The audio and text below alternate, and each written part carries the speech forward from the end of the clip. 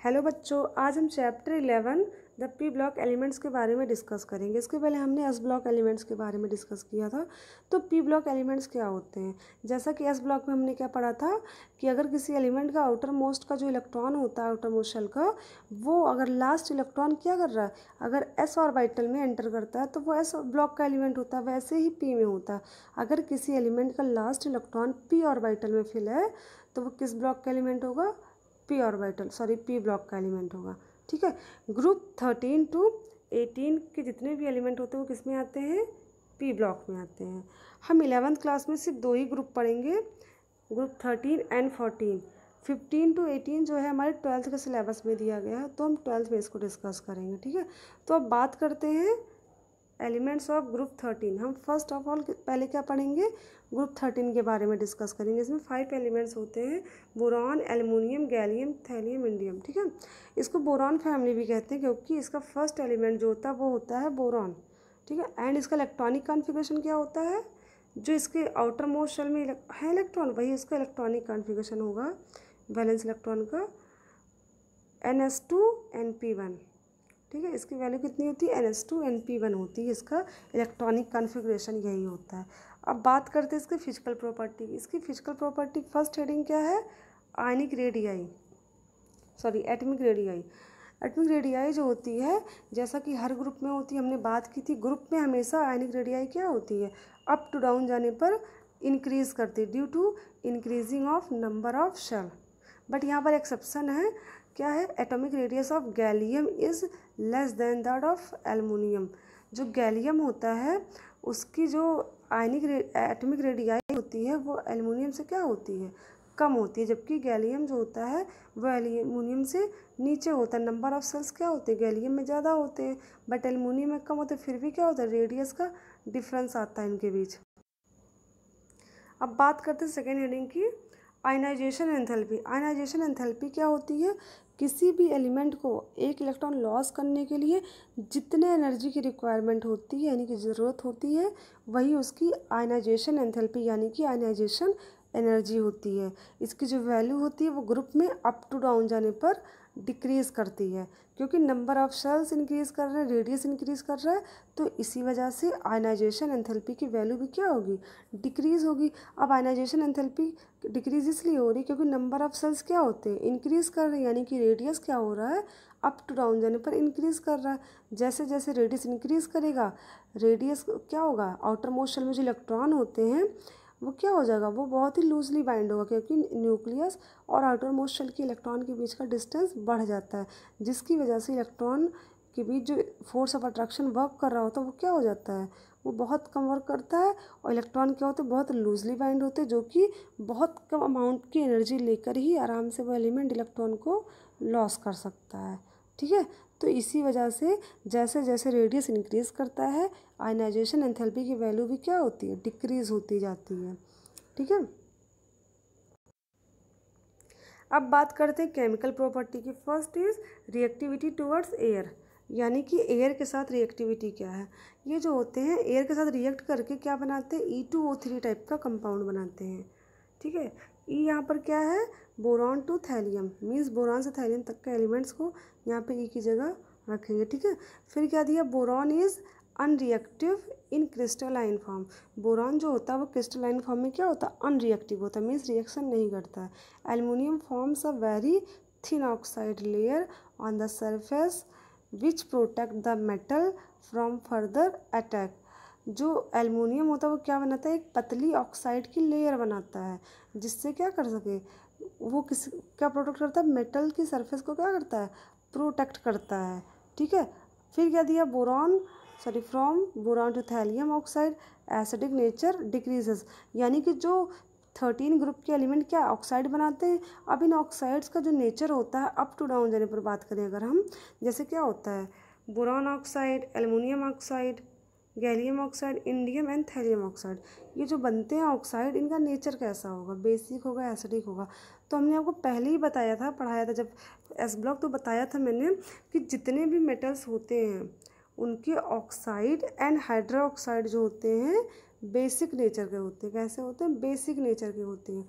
और जितने भी नॉन मेटल्स होते हैं उनके oxide and hydroxide acidic nature के होते हैं।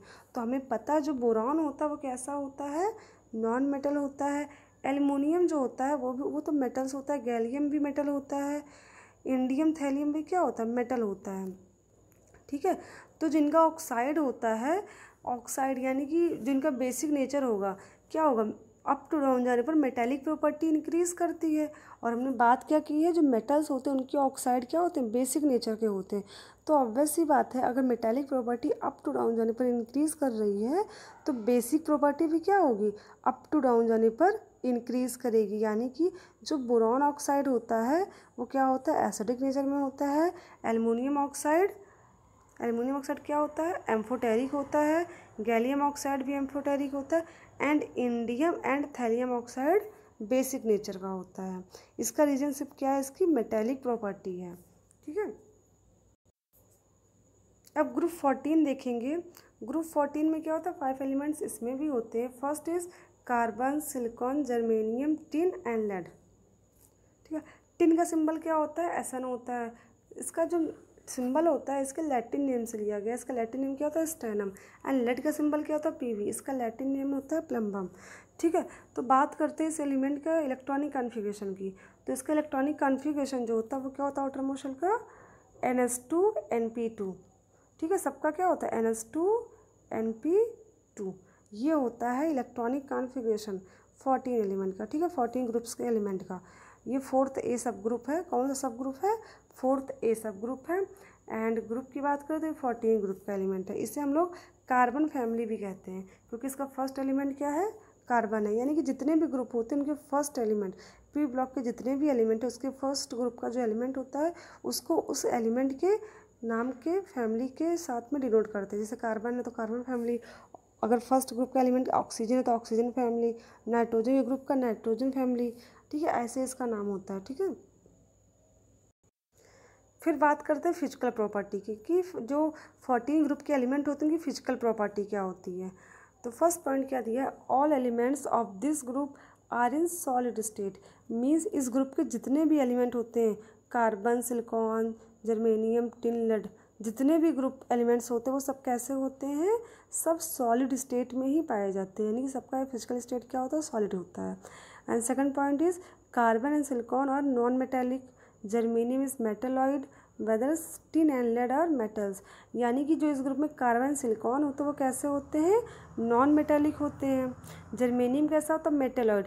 मेटेलॉइड क्या होते हैं, जो मेटल एंड नॉन मेटल दोनों की प्रॉपर्टी शो करते हैं। ठीक है, तो जर्मेनियम क्या करता है, वो दोनों प्रॉपर्टी शो करता है, मेटल्स की भी एंड नॉन मेटल्स की भी।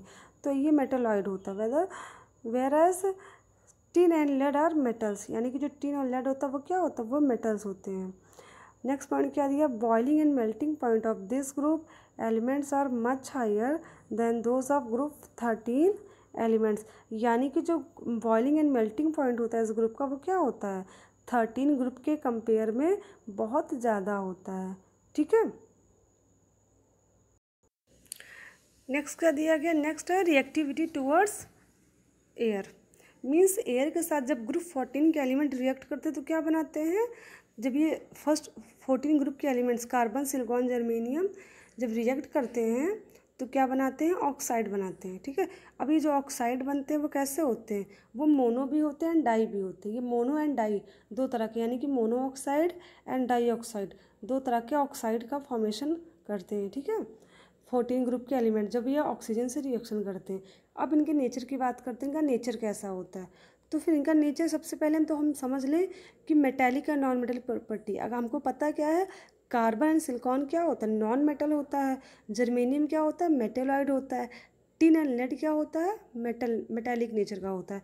तो फिर हमने अभी पहले ही बताया था कि क्या होता है, जो मेटल्स होते हैं उनके ऑक्साइड बेसिक नेचर के होते हैं एंड जो नॉन मेटल्स होते हैं उनके ऑक्साइड एसिडिक नेचर के होते हैं। ठीक है, तो इसमें जो दिया गया है हमारा carbon dioxide and silicon oxide, इसका नेचर कैसा होगा, एसिडिक, क्योंकि कार्बन एंड सिलिकॉन क्या होता है, नॉन मेटल्स होते हैं। ठीक है। एंड जर्मेनियम भी क्या होता है, एसिडिक नेचर का, क्योंकि मेटेलॉइड है, तो ये भी क्या करेगा, ये एसिडिक, यानी कि स्ट्रॉन्ग एसिड तो नहीं होगा बट ये वीक एसिड। इस carbon dioxide and silicon oxide के कंपेयर में जर्मेनियम ऑक्साइड की एसिडिटी क्या होगी, थोड़ी कम होगी, ठीक है। अब बात करते हैं tin oxide and lead oxide की। ये दोनों कैसे होते हैं, मेटालिक नेचर के होते हैं। तो जो इनके ऑक्साइड होते हैं वो कैसे होते हैं, एम्फोटेरिक होता है, ठीक है, क्योंकि इतने स्ट्रॉन्ग मेटल्स नहीं होते ये, इनकी जो मेटालिक प्रॉपर्टी होती है वो बहुत हाई नहीं होती, ये नहीं कि ये बहुत स्ट्रॉन्ग मेटल हैं। तो ये कैसा होता है, इनकी मेटालिक प्रॉपर्टी की वजह से ही कैसा होता है इनका नेचर, एम्फोटेरिक होता है, यानी कि ये एसिडिक एंड बेसिक दोनों प्रॉपर्टी शो करते हैं, ठीक है। अब फिर मोनो ऑक्साइड की बात करते हैं। जो मोनो ऑक्साइड होता है कार्बन का, जर्मेनियम का, टिन का एंड लेड का बात करते हैं। जो कार्बन डाइऑक्साइड होता है, सॉरी कार्बन मोनोऑक्साइड होता है, उसका नेचर कैसा होता है, न्यूट्रल होता है। जर्मेनियम ऑक्साइड का नेचर एसिडिक होता है। Tin oxide and lead oxide का नेचर कैसा होता है, एम्फोटेरिक होता है। बट जो सिलिकॉन ऑक्साइड होता है वो कैसा होता है, वो हाई टेम्परेचर पे ही एग्जिट होता है, मीन्स वो हाई टेम्परेचर पे ही पाया जाता है, ठीक है। सिलिकॉन ऑक्साइड सिर्फ हाई टेम्परेचर पे ही फॉर्म होता है, अदरवाइज सिलिकॉन डाइऑक्साइड बन जाता है। तो ये हो गया 14 ग्रुप के एलिमेंट की ऑक्सीजन के साथ रिएक्शन एंड उनका नेचर, मीन्स कौन से एलिमेंट होते हैं, एलिमेंट एसिडिक होते हैं और कौन से बेसिक होते हैं। तो आई थिंक जितना मैंने आज आपको बताया उतना सबको समझ में आ गया होगा। Thank you class.